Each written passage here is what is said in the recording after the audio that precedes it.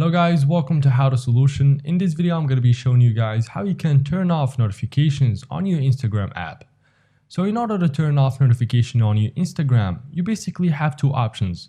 The first option is to get into your Instagram application and then click on your profile icon at the bottom right corner. And then tap the three lines at the top right corner and click on settings. After that, click on notifications and click on pause all from over here.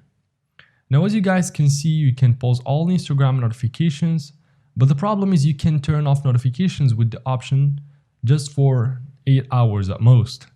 But if you guys want to turn off notifications forever, all you guys need to do is to go to your phone settings and scroll down into your find notifications. And then tap on app notifications from over here and make sure to search for Instagram.